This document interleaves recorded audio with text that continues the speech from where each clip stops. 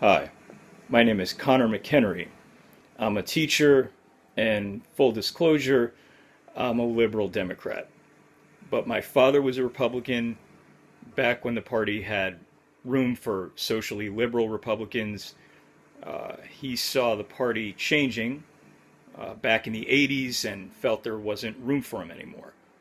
That there were too many Republicans courting narrow minded views, and the party of limited government became the party of bad government. He voted for Walter Mondale in '84 and has been a Democrat ever since. But I thought you might like to hear my story as it relates to teaching and the Trump administration's effect on our students. With limited time left at the polls, I thought that if you're a Republican and look, if you haven't yet gone out to vote for Joe Biden, it would be good for you to hear my story. For the 2017 school year, I taught 3rd through 5th grade at a school for immigrant children. When asylum seekers come to the U.S., large cities usually serve as resettlement points. However, there are smaller cities with resettlement communities as well. I teach in North Carolina, and my city of about 250,000 people is actually a resettlement point for several different communities, including Syrian refugees. When the Syrian refugee crisis occurred, student enrollment in the school skyrocketed. Teachers around the district were told about the need for more teachers there, and I took the opportunity to transfer. Every few weeks, we had new student orientation, and my class kept getting bigger and bigger.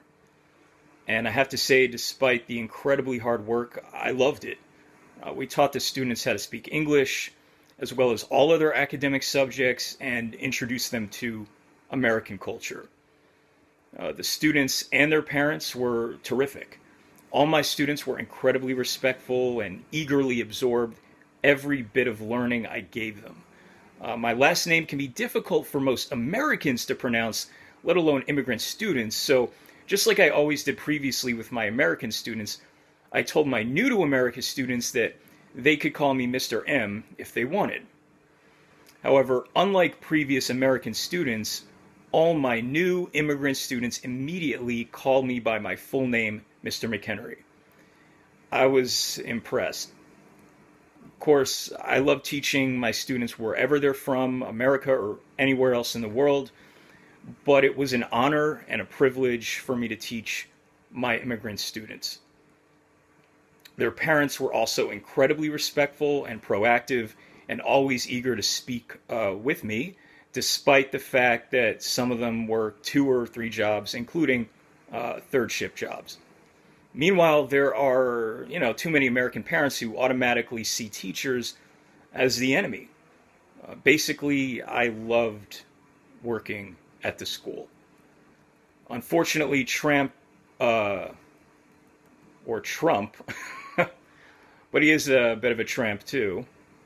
Trump ran on a bigoted platform, including a policy to shut down immigration from majority Muslim nations, countries in the Middle East and North Africa.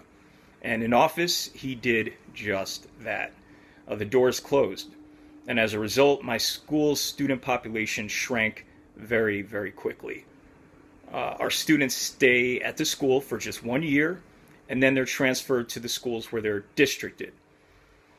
So once the 2017 students cycled out at the end of the school year, the school had far fewer students.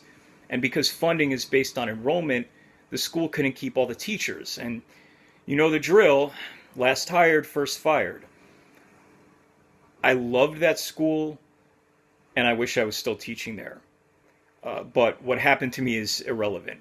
I'm a big boy, I can take care of myself. But what hurts is thinking of all the students who should have been at the school after 2017 and were not. All the families and children sitting in refugee camps across North Africa who should have been safe in America building new lives. They should have been my students. Instead, they were left to twist in the wind, and God knows what happened to them. I just hope that wherever they are now, they're safe. And we know who is not safe are the families at the Mexican border who had their children ripped from their arms and put in cages. Make no mistake, family separation is a Trump administration policy. The only time the Obama administration removed children from their parents was when the parents were a danger to the child. Family separation was introduced by Stephen Miller, a white supremacist, one of several in the Trump administration. The whole point was to terrorize families. Miles Taylor, a former administration official, said that after the court order to stop it, Trump wanted to in fact increase its usage in order to teach people at the border a lesson. And it's still going on. Despite court orders, children are still being taken from their parents at the border. Right now, there are over 500 children whose parents the government has lost track of. And you may not be aware of this, but I want you to know something. Several of those children died. Children were left in cages with concrete floors, often without supervision. You had 10-year-olds looking after 5-year-olds without basic supplies, blankets, or access to medical care. Several children died of the flu. Not the coronavirus, just the flu. We live in a country where you can go to any CVS and get a free flu shot, and these children were so neglected that they died of the common flu. So before the coronavirus came to this country, we couldn't even be bothered to take care of asylum-seeking immigrant children to the point that they wouldn't die from common conditions. I believe that amounts to negligent homicide. What do you call it when you do something or don't do something that you know could lead to someone's death? What do you call it when you kill people? It's murder.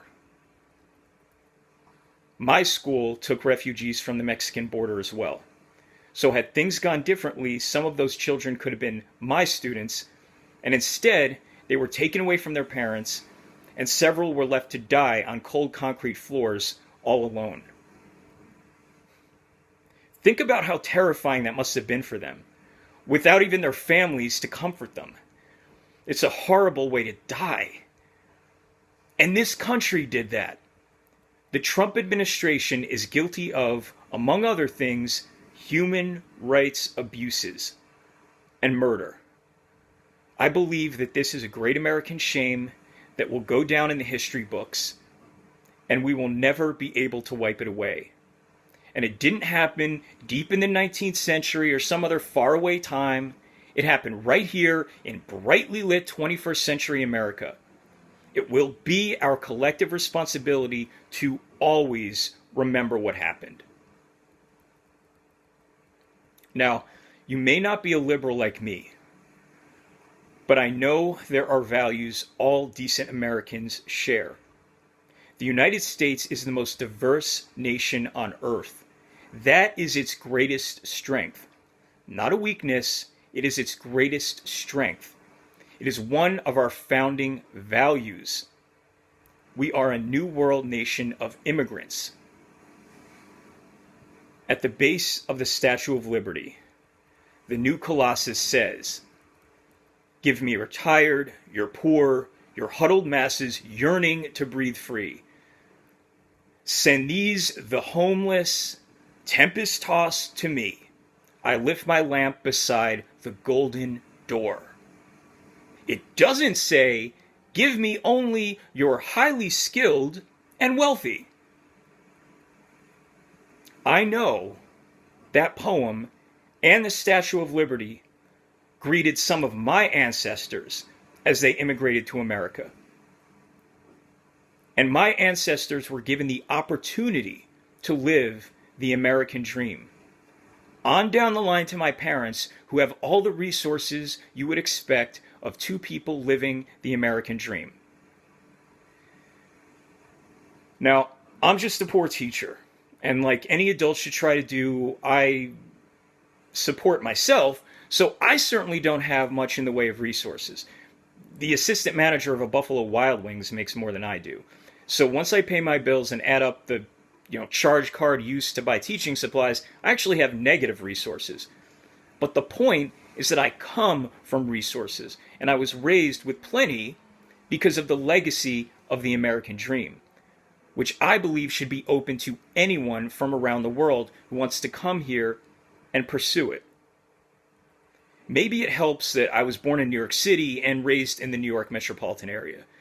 The New York metro area is one of the largest megacities on Earth, and it is the most diverse city on the planet. If there was a capital of the world, it would be New York. When you grow up with that, you see the immeasurable value of immigration. I hope that, like me, you value those things. That whether conservative or liberal, you value America as the land of opportunity and understand all that Trump's done to try to ruin that. That all of his and his administration's actions have been disgusting.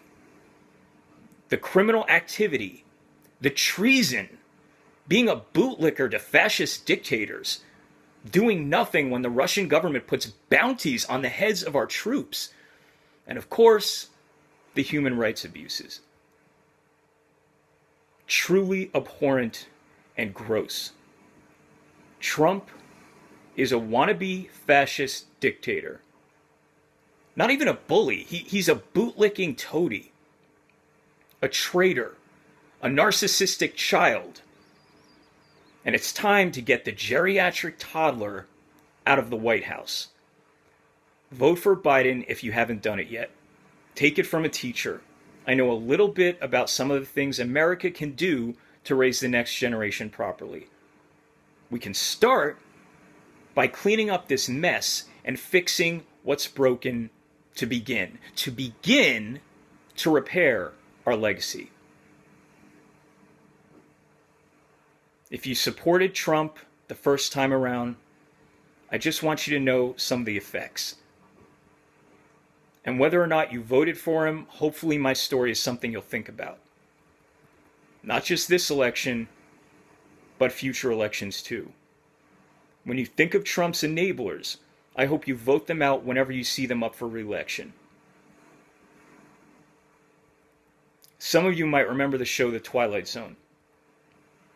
Rod Serling said in the Monsters Are Due on Maple Street episode, the tools of conquest do not necessarily come with bombs and explosions and fallout. There are weapons that are simply thoughts, attitudes, prejudices, to be found only in the minds of men. For the record, prejudices can kill, and suspicion can destroy. And a thoughtless, frightened search for a scapegoat has a fallout all of its own, for the children and the children yet unborn. And the pity of it is that these things cannot be confined to the Twilight Zone. And it seems like the last 4 years have been an episode of the Twilight Zone. But his words are sadly just as true today. Let that not be our legacy to the next generation. Thank you for your time, and I appreciate your listening to what I had to say. Take care.